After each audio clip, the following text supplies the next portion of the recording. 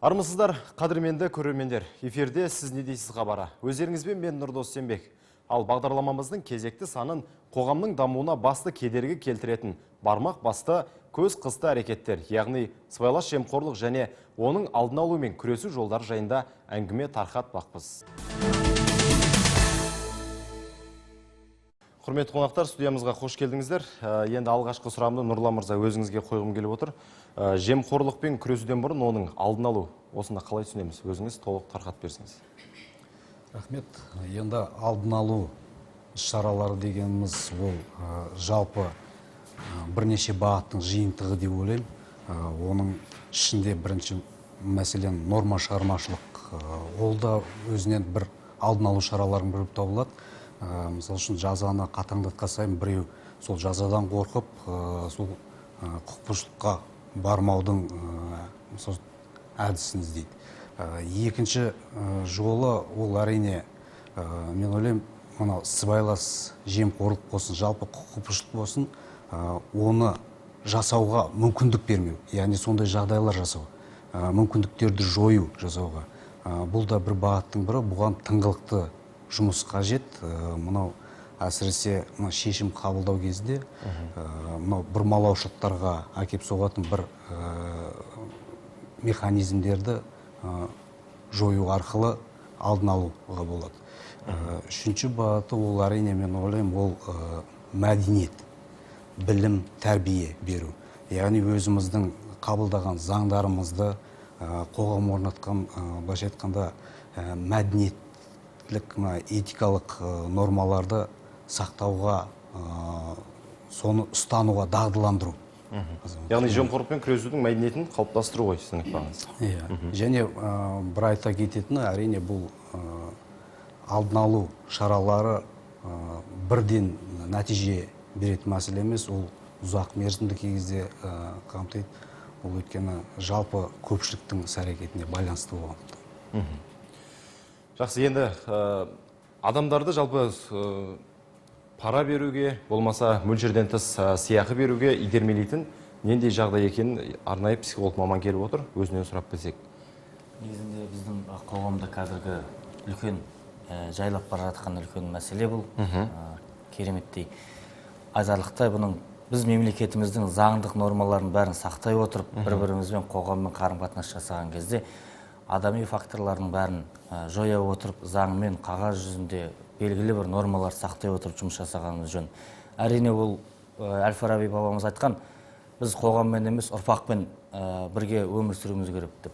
Біз ең бірінші қоғамды тәрбиелеп, қоғамға жөн сілтеп, қоғамға бір күш жұмсағаннан гөрі отбасындағы отбасы мәселесімен олардың кішкентай жас өскелең ұрпақтан бастап, солардың сана сезімінде біз бұндай теріс іс-әрекеттерді айтпауға, олардың көзінше әртүрлі болып жатқан мәселелер туралы құлағдар қылмауға солай жасауымыз керек. Негізінде ұшқан ұяда не көрсең, ұшқанда соны ілесің дейді. Әр отбасында болып жатқан нәрседе бала не көріп, не естіп өсет, соны қоғамда дамытады, қоғамда арғаратта оның мәселені ушықтыруға өзі себепкер болады. Негізінде солай. Жақсы, Дәурен мырза, десекте бұл жемқорлықтың қылмыс екенін біле тұра, осындай қадамға баратын адамдар бар. Бұл енді бұл тұрғыдан психология не дейді? Психология ғылымында негізінде бұл әрине қажеттіліктен басталады бәрі. Қажеттіліктен басталады. Ол бірінші қажеттілік, ең бірінші қаржылық, материалдық қажеттіліктер деп аталады. Екінші, одан кейінгі қаржылық, материалдық қажеттіліктерді өтеп, толыққанды болғаннан кейін ол жан-жағына індет сияқты, қалай вирус жұқпалы, әрине ол бір-бірімен дами береді. Өйткені ол көріп, қолмен ұстап, қолмен көрген нәрсені екінші рет қайтадан соған құмар болып тұрады. Ол психологиялық түрде бұл өте жаңағыдай қажеттілік мәселесін туындатады. Психология саналы түрде бара тұрады, бірақ соны біле тұра жасайды қолмен. Жақсы, рахмет. Еліміздің алға қойған бас жоспары бар. Оның ішінде жақында ғана елбасымыз жолдаған нұрлы жолында да жалпы осы жемқорлықпен күресу, оның алдын алу бағытында да біршама тоқталып өткен болатын. Десек те осы алға қойған стратегиямыз бен заңнамаларымыз бүгінгі таңда құжат жүзінде қаншалықты дайын, Қайрат мырза? Енді сыбайлас жемқорлық мәселесі ол әлемдік деңгейде қозғалған, зерттелген дүние. біздің еліміздегі пайда болған уақыты негізі мынау Ресей империясына қосылғаннан кейін бастап келген бұл жерге, әйтпесе одан кейін біздің мәдениетімізде ол көрініс таппаған. Ал енді тәуелсіздік алғаннан кейінгі уақытта осы індет пайда болып, ол қарқынмен дамыды. Енді заңнама онымен күресу немесе алдын алу бойынша заңнама жағынан кемшілік жоқ. Өйткені 1992 жылғы президенттің жарлығы шыққан бірінші банағы ұйымдасқан және сыбайлас жемқорлық қылмыспен күрес жөніндегі. Содан бастап бірнеше сондай банағы жарлықтар дайындалды. Банағы білесіздер, ең алғашқы болып біз 98 жылы сыбайлас жемқорлықпен күрес жөніндегі заңды қабылдадық. Бірнеше мысалы анау Біріккен ұлттар ұйымының осы халықаралық нормаларын ратификация жасаладық. Стамбул іс жоспары, ол да сонымен бары өзіміздің ұлттық болсын, халықаралық болсын нормалардан заңнамалық жағынан оның негізі бізде толық бар, қалыптасқан. Енді ол заңдардың бәрін жұмыс істемей жатыр деп айтуға болмайды. Жұмыс істеп жатыр, бірақ байқайсыздар ма, бұл біздің мемлекеттің қызметінің негізгі бағыты сыбайлас жемқорлықпен күрес немесе қарастыру болып отырғанмен кейін кезде байқайтын дүние бұл жерде онымен тек қана заң арқылы және банағы белгілі ресми сонымен күресетін орган арқылы оны жеңе алмайтынымызды түсіндік. Жақсы, Шора мырза, өздеріңізде қоғамдық қабылдауда осындай жағдаймен келіп, өздерінің осындай жеке бір сұрақтармен келіп, өтініштерін, арыздарын жазатын жандар кездесе ме? Және олармен қандай жұмыс жасайсыздар, қандай шара қолданасыздар? Партияның қоғамдық қабылдауына жылына мыңдаған адам өтініштер келіп түседі. Жүздеген адамдар келіп неге қабылдауда болады. Олардың енді келу себептерінің көпшілігінің, басым көпшілігінің басты себебі анау тиісті құзырлы органдарға барғанда содан тиісті нақты негізді заң жауабын ала алмайды көпшілігі. Ол енді сол жердегі мамандардың бір біліксіздігіне де байланысты болуы мүмкін, бір шамасының енді немқұрайды қарауынан да болуы мүмкін. Енді түрлі жағдайлар бар. Сондықтан әлгі елбасы бір үлкен антикоррупционный форумда алғашқыда айтқан, жаңағы Нұр Отанға анда бар, мұнда бар, тау шағылып, жауабын табылмағандар келеді. Сондықтан дұрыс қараңыздар деген. Сондықтан Нұр Отаннан қоғамдық қабылдау қанша жылдан бері ашылған, келген азаматтардың барлығына сол барып жауабын тиісті ала алмаған, болмаса жауабымен келіспеген жерлермен біз байланысамыз. Олардың өтініштерін сөйтіп зерттейміз, ол бойынша берілген жауаптарды. Содан кейін соның нәтижесі бойынша тиісті ұсыныстар жасаймыз. Енді осы жемқорлыққа байланысты келген адамдармен сіздер әрі қарай қандай жұмыстар жасайсыздар? Енді келгенде арнайы құзырлы органдарға бізде осы жалпы саны үкіметтік емес ұйымдар бар, қоғамдық бірлестіктер және құзырлы органдар бар, құқық қорғау органдары, қадағалау бақылау органдар бар. Бізде ұзын саны 47 жаңағы меморандум бар. Өзара осы сыбайлас жемқорлық мәселесі бойынша, соған қарсы іс-қимыл бойынша өзара ықпалдастық турасында. Сондықтан біз барлығымен де тығыз қарым-қатынас жасаймыз. Алаңданда жаңағыдай қылмыс белгілері бар нәрсемен жылдан байланысамыз, шын айтқанда. Оны ұйымдастырамыз ары қарай қалай болу керектігін. Және ол кісіге де келген азаматтарға да ол рас па, ертең дәлелдене ме, ертең өзің жауапты болып қалмайсыз ба? Нақты сұрап аласыздар. Иә, сондықтан осындай біз байланыстырайық, қазір дайынсыз ба дегеннен кейін барып ары қарай жұмысты нақтылау жұмыстар атқарылады. Ондай енді бар, неде бар. Аманжол аға, енді өзіңіз талай адамдарды ақтап шықтыңыз. Осы жолда бітімгерлік жұмыспен айналысып жүрсіз. Өзіңіздің ой пікіріңізді айтсаңыз. Бұл өзі бұлай. Бұл қазір сыбайлас жемқорлық деген мен 3 жыл айланыстым. Мына облыстық ішкі саясат басқармасында үлкен конкурс жариялады. Соны мен 3 жыл ұтып алып, 3 жыл соны мен көп нәрсені білдім. Интернетке шықтық, халыққа шықтық. Сонда өз бұлай екен. Мен байқағанда сыбайлас жемқорлық дегеніміз, мұның төрі қайда, төркіні қайда. Мұны біреуде тәрбиелемек тұру, ана баланы тәрбиелемеден бұрын біз қоғамда білуіміз керек. Бұл қайдан шықты? Бұл қанша қайынды? Бұл қалай? Жалғыз емес. Менің сонда түйгенім бұлай. Сыбайлас жемқорлық індет. Індетті жою міндет. Бұл халық сөзі. Олай болатын болса, бұл 7 қайын екен. Санайық. Міне, біріншісі парақорлық, жемқорлық, сыбайлас жемқорлық, нашақорлық, араққорлық, зинақорлық, бәлеқорлық. Біз күрессек бар ғой, осы 7-еуімен бірдей күресіміз керек. Енді өзіңіздің ақтап шыққан адамдарыңыз көбіне қандай жағдаймен келіп түседі? осы сыбайлас жемқорлыққа байланысты? Мына медиация дегенде заңда жазылған, бар жоғы 28 бап, сонда жазылыпты. 5 жылдан сотталатын болса қарама. Қараңыз, тыйым салып қойған. Біз медиатормыз. Салма. Онан кейін жерде айтады, сен коррупцияны осы қарама дейді. Қарама. Ал халық келіп жатыр. Мына қараңыз. Соны мен қарадым. Сөйтсем мен аудан сот айтады, неге сен қарайсың? Мен қарауым керек еді. Мен айтамын, саған келсе қарарсың. Бізге келді ғой. Мына қараңыз, мен сол коррупцияны қарадым. Мына Талас ауданында қарадым. Сонда коррупцияның асқынғаны соншалықты ана жігіттің де, сосындай бір 15 қария отырды, мені шақырды. Ана соттатып жіберейін десе ағайындар екен. О бәлен 10 баласы бар екен. Содан кейін ана бәлен қылмыс дейді мектепте. Бірақ ашық кеткен ол. Асқынған соншалықты мен кіріп бардым. Мен кіріп отырдық 15 қария. Жетеуін бұлай, жетеуін бұлай отырғызып қой, мен үшірді отырып, сөйтсем кіріп кеп айтады. Мана тұр бейді. Не істейсің? Алғаным алған. Соны мен таубасына келтірдім. Біз соттаған жоқпыз. Сол өзі 62 келген екен. Сонда сол ана бізді бір қоя жалпы мынаны есте сақтау керек психологтар. Біздің қазақ деген ұлт, қазақ деген бір қоя жалпы сөзге тоқтаған. Бұрын аталар да сөзге, қазір де сөзге тоқтайды. Мен соны байқадым. Соны жаңа топқа салып, жаңағы қаралап, әбден дәлелдеп, соны айтып, кеше қанша алдым дегенім, 50 мың алдым деді. Ол ақша дедім, әйелімде тұр деді. Біз соны тараттырдық сол ақшаны. Сонда ең аяғында мынандай патуаға келді. Мен қара басып бапты. Енді берді әңгіме көп енді. Мені қара басып бапты, ататай мен қалайын. Мына енді қалған өмірім, мен жұмыстан кетейін. Мына қараңыз, біз соғын соның ақшасын тараттырып, 50 мың. Мен айтым, арғы кеткені кетті. Бұрынғысы кетті, құрысын. Кешегі алған ақшаны мектепте тараттырып, қол қойдырып өткіздік. Ол қарабет болды. Бүткіл мектепте 100 мұғалім. 600 бала оқиды екен. 700 адамы бүткіл ауданға қарабет болды. Бірдеңіз. Сол жұмыстан шығып кетті. Жақсы, Аманжол аға, бұл сұраққа қайтадан ораламыз. Енді Нұрлан мырза мектепте деді. Аманжол ағамыздың айтуынша мектепте осындай жағдайлар орын алады екен. Бұл сыбайлас жемқорлыққа заң бойынша жатқызалмаймыз әрине. Дегенмен, бірақ бұл уже былай айтқанда сыбайлас жемқорлыққа жағдай туғызатын бір құқық бұзушылықтардың бірі ғой.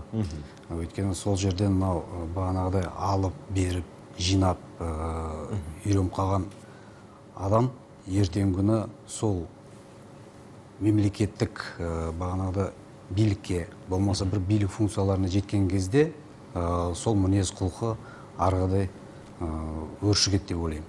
Сондықтан бұл жерде енді мектепте оқу орындарында қазір білімге осы сыбайлас жемқорлыққа қарсы мәдениет қалыптастыру бойынша арнайы пәндерді енгізу жоспарлап отыр ғой.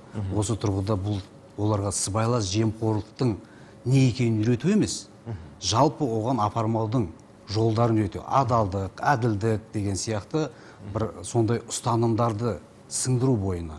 Біреудікін алмау, кісінікін алмау деген сияқты, біреудің ала жібітін аттамау деген сияқты сондай құндылықтарды сіңіру бойына.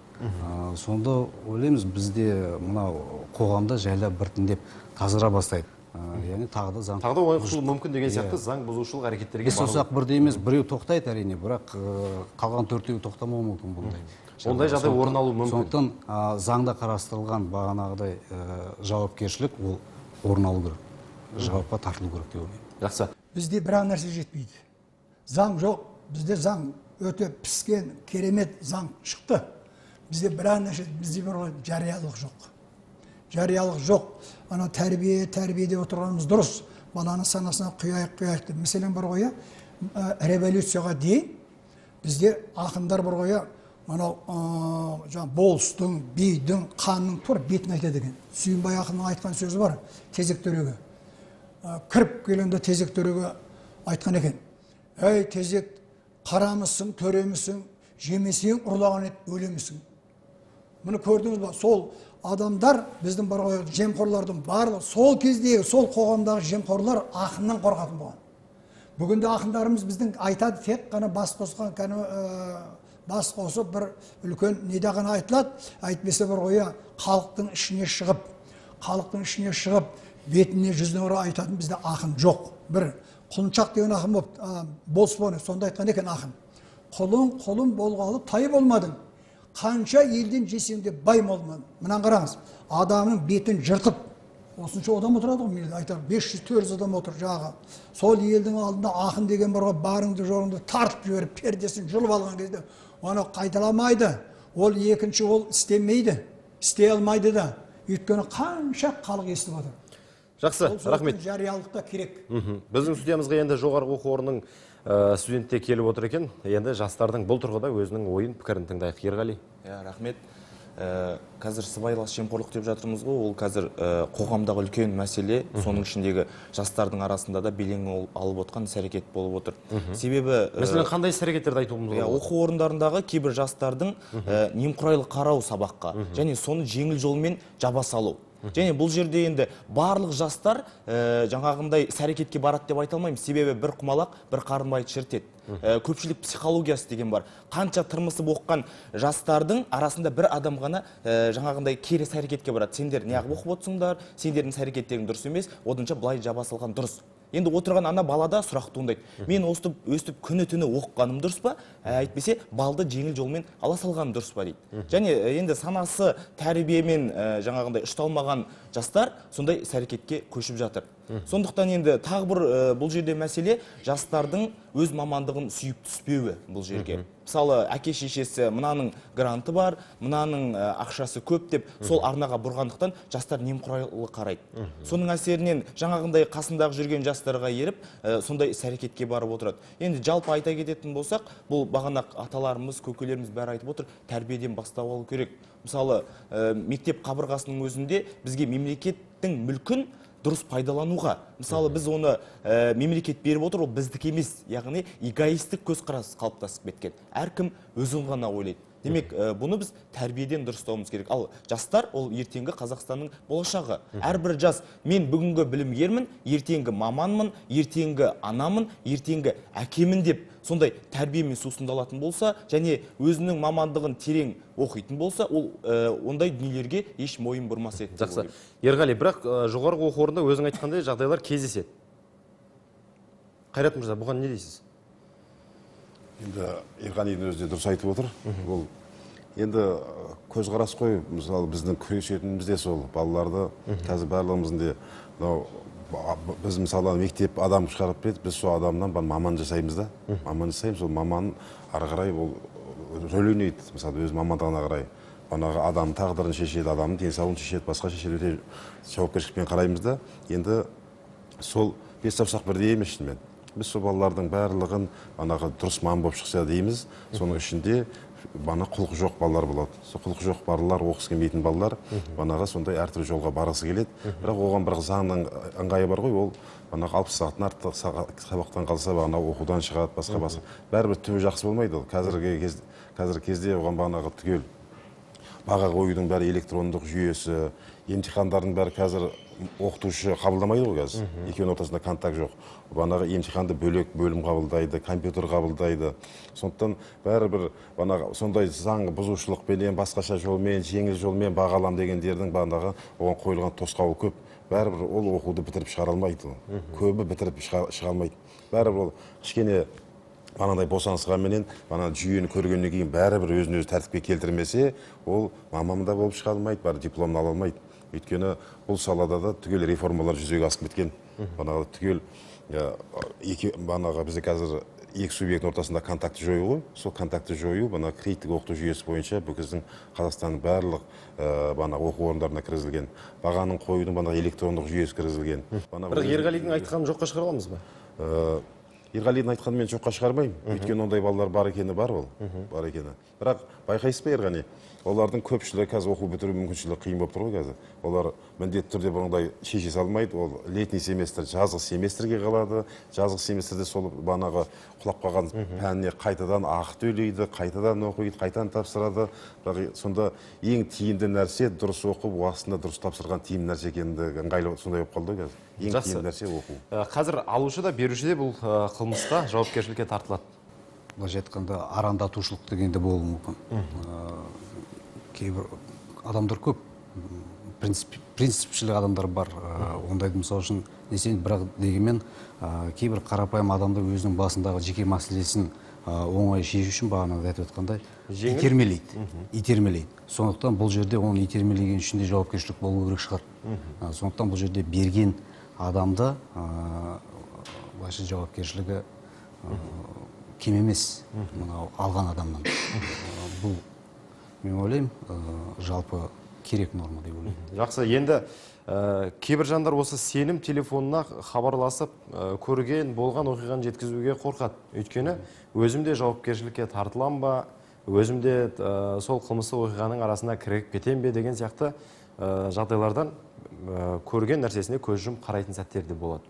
Енді сенім телефонына хабарласу қаншалықты адамның аты жөнін құпия ұстауға, оның жалпы өміріне ешқандай зиян келмеуіне кепілдік береді? Енді бұл жерде бұл нормада бір нәрсеге назар аударуымыз керек. Мынандай не бар? Көрінеу жалған ақпарат берді. Көрінеу деген это заведомо ложно. Яғни оған бұрыннан белгілі ол жалған екен. Ал егер ол мысал үшін ол сеніп отыр да, ол мәселені біледі. Ертең дәлелін таппаса да ол көрінеу жалған болып табыла ма? Мәселе осыған да кішкене назар аударуымыз. Сондықтан көп адам бағана ой қой мен дәлелдей алмай қалам деп мысал үшін деседі, бірақ ол жерде бағана көрінеу жалған деген мәселеге назар аудару керек. Оған ол ақпаратты ол білетін кезде ол оның жалған екенін ол білді ма, білген жоқ па? Осы мәселеге де терең назар аудару керек. Сондықтан мен ойлаймын, бұл жерде азаматтар қорықпау керек, бұқпантайламау керек. Яғни сенім телефонына хабарласып, көрген білгенді айту, бұл да жемқорлықпен күресудегі ол адамның өзінің бір үлесі болып табылады. Азаматтық позициясы болу керек. Жақсы, біздің студиямызға арнайы қонақтарымыз да келіп отыр. Ол жандардың да бүгінгі тақырып аясында, бүгінгі бағдарламамыз барысында ой пікірі болса тыңдайық. Бүгін мынау осы ғасырдың дерті болып саналатын жемқорлықпен күрес тақырыбы қозғалып отыр. Бұны қозғаған өте орынды. Себебі бұл тақырып біз осындай шағын орталарда ғана талқыланаттағы, бірақ қарапайым халық осы жемқорлық туралы ақпараттарға мысалы онша көздерін жеткізе бермейді. Сондықтан да осындай болып жататын жемқорлықтың алдын алу үшін мысалы бұқаралық халықтармен жұмыс істейтін біздерде мемлекеттік қызметшілер, мен сол мемлекеттік қызметшілердің білім жетілдіру орталығында қызмет атқарамын.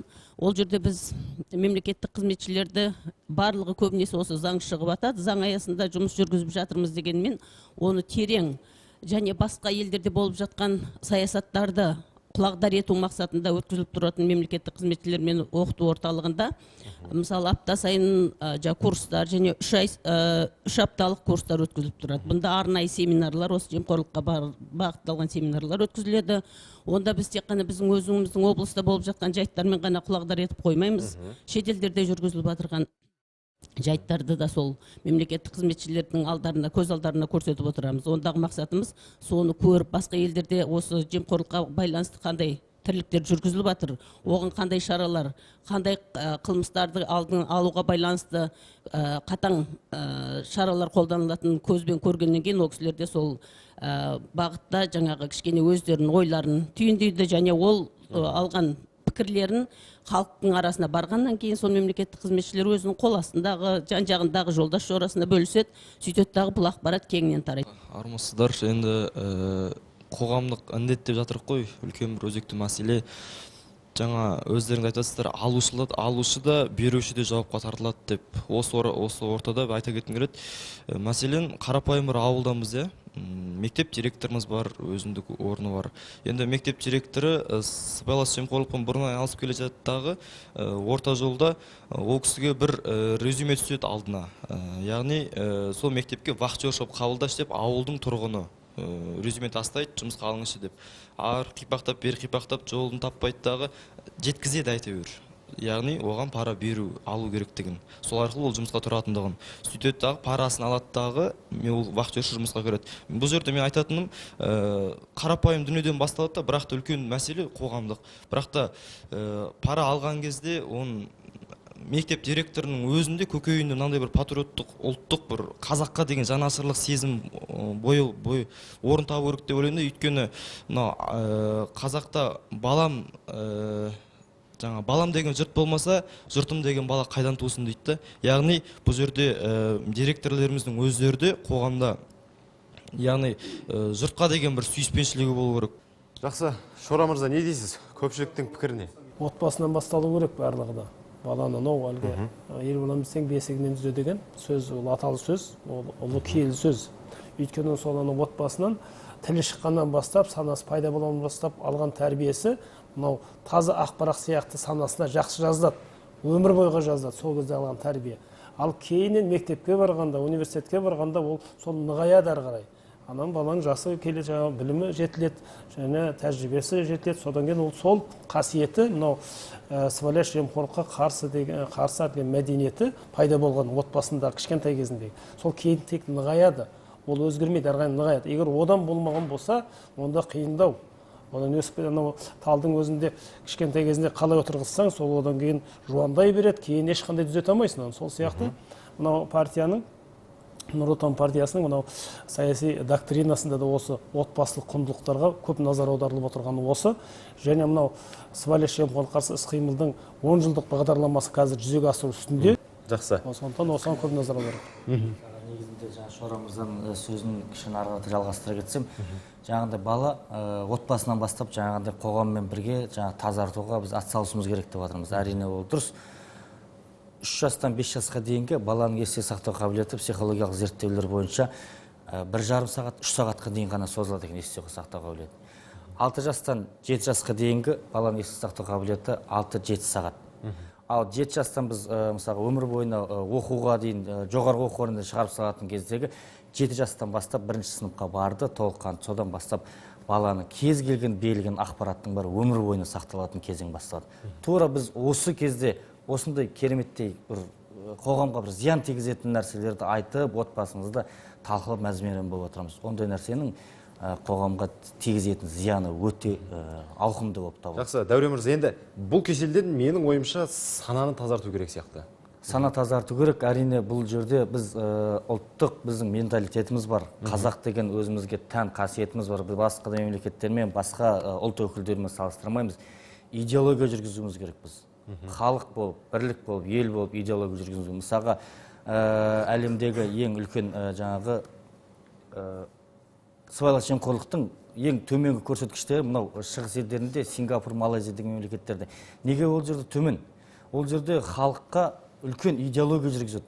Мынау отбасынан бастап, отбасынан күнделікті оның кез келген жаман іс-әрекеттерге бармауы, эгоистік тірліктерді орындамауы, олардың теріс әрекетке түсетін жолдарының зардаптары, ертеңгі болатын нәрселердің бәрін балабақша кезінен бастап, жаңағыдай курс дейміз ба, не дейміз, балабақшаға барған сәтінен бастап, сол туралы ол балаларға кішкене ақпарат беріп, одан арқылы жалғастырады. Жақсы. Енді пара берудің мөлшерін анықтап алайық. Енді көпшілік білмейтін шығар, қанша мөлшерден асса бұл заң бұзушылыққа, яғни жемқорлыққа сипатталады. Нұрлан мырза, айтыңызшы, мөлшері қаншалықты оның? Енді қылмыстық кодекспен айтатын болса, қылмыстық кодексте әрине ол 2 айлық есептік көрсеткішке дейінгі, мысалы үшін қаржылай бір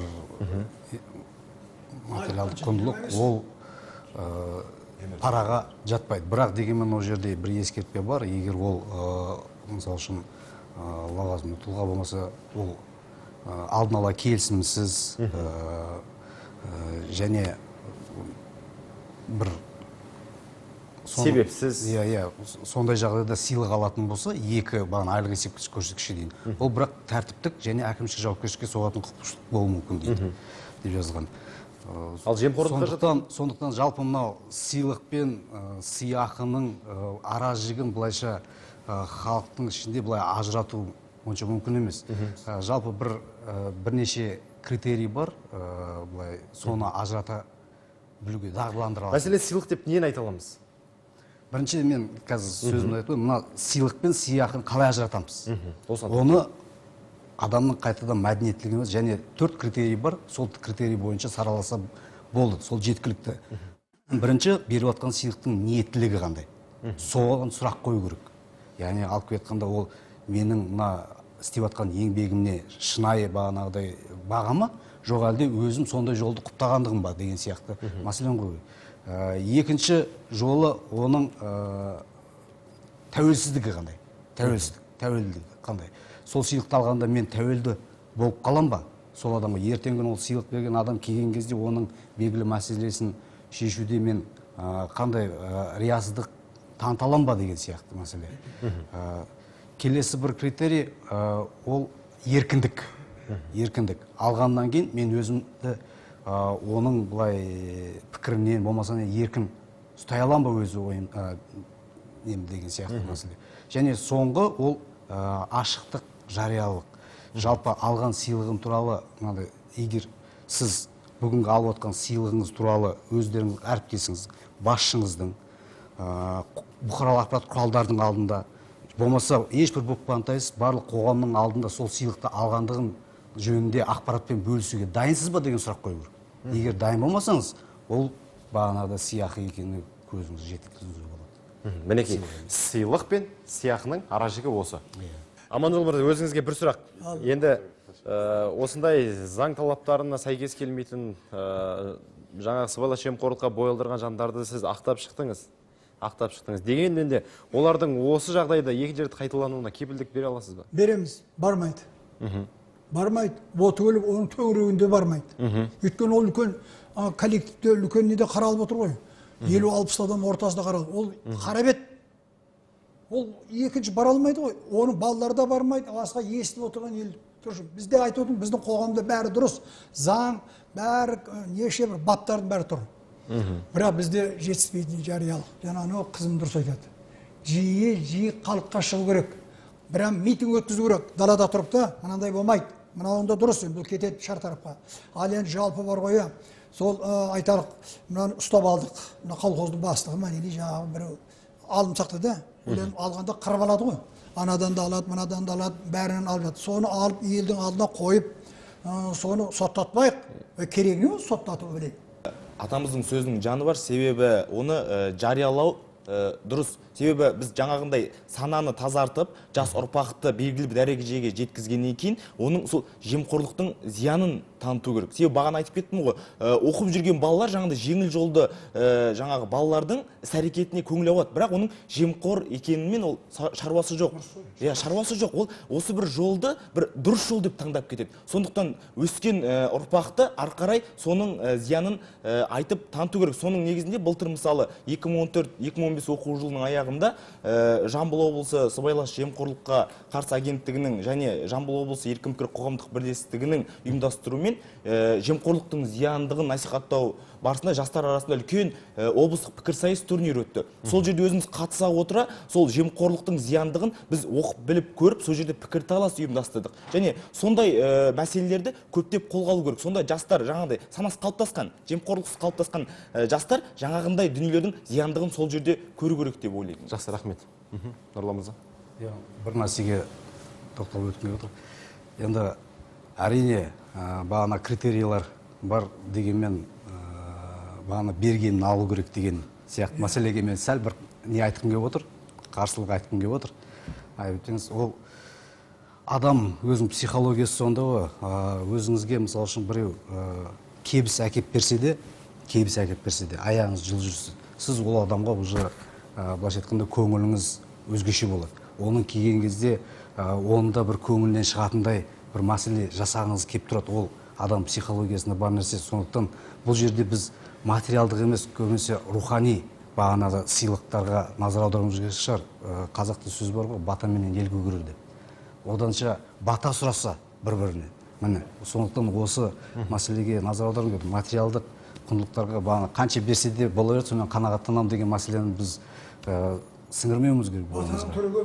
Енді бағанағы ақсақалдың сөзіне қарай айтқым келіп жатқан нәрсе, біз енді Қазақстан, біз құқықтық мемлекет орнату жолындағы мемлекетпіз. Ал сондықтан бағанағы маңызды, барлық маңызды қоғамдық қатынастардың бәрі заңмен реттеледі. Ал бағана біздің сыбайлас жемқорлықпен күрес, ол қоғамдық маңызды қатынас. Сондықтан ол бар түгел бағанағы біздің қылмыстық кодекспен, қылмыстық іс жүргізу кодексімен реттелетін дүние. Сондықтан бағанағы тура сондай қылмыс орын алып, факті анықталып, қылмыстық іс қозғалғаннан кейінгі арғы әрекеттердің бәрі тура сол заңға сәйкес әрекеттер етеді. Енді ақсақалдың көзқарасы бойынша оны біз қамамауымыз керек деген бойынша қазір біздің жаңа қылмыстық кодекс бойынша бұл саладағы санкцияларды өзгерістер енгізілді. Сол бағана алынған параның көлеміне байланысты 100 есе, 200, 500, 1000 есе айыппұлдар салынады. Сондықтан бұл мәселе біздің әртүрлі айтқан ойымыз емес, бұл заңның аясында жүретін дүние, және оны заңның аясында болуын мен қолдаймын. Өйткені біз бана құқықтың үстемдігін орнатуымыз керек. Жақсы, рахмет. Хабарымызда соңына таяп қалды. Нұрлан мырза, айтыңызшы, енді осы жемқорлықпен күресудің қандай жаңа әдістері қолға алынып жатыр? Заңнамада қандай өзгерістер бар? Енді қазір жаңа заң жобасы білесіздер, парламентте талқылаудан өтті, енді бекітілуде жатыр. Ол жерде жалпы енді сыбайлас жемқорлыққа субъектілердің саны, субъектілерді анықталды, сәл кеңейтілді бұрынғы ауқымға қарағанда. Ол жерде мысалы үшін бизнес, кәсіпкерлік саласындағы азаматтарды біраз субъектілерге жатқызылды. Одан бөлек енді сыбайлас жемқорлыққа қарсы күрес жүргізетін мемлекеттік органның орны айқындалды. Оған біраз құзырлар беріп отыр ауқымды. Одан бөлек мынау сол жерде арнайы тараулармен мысалы сыбайлас жемқорлыққа қарсы оқыту, мәдениет деген түсініктер енгізіліп жатыр. Десек арнайы кездесулер, сонымен қатар онлайн қабылдау, осының барлығын жүзеге асырып жатсыздар. Бұл мына сыбайлас жемқорлыққа қарсы күрес жүргізетін мемлекеттік органның бірден бір бағыты. Бұрын егер мына күрес жалпы нәтижеге, көп жағдайда нәтижеге сыбайлас жемқорлықтың нәтижесімен күресу болғандықтан ол онша өзінің түпкілік нәтижесін бермеді. Енді қазір алдын алу бағытына көптеп көңіл бөліп жатыр.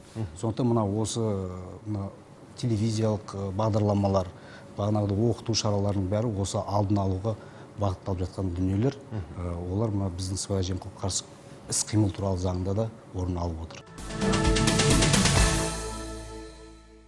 Қоғамды жемқорлықтан тазарту тек орган қызметкерлерінің міндеті емес. Бұл қоғам болып күресер жауапты міндет. Бұл жолда әр адам өз бойындағы адамгершілік пен адалдық қасиетін жоғалтпаған абзал. Тек жұдырық болып жұмылғанда ғана жұқпалы дерттен өзімізді арашалай аламыз. Біз айттық, ой тастадық. Ал сіз не дейсіз?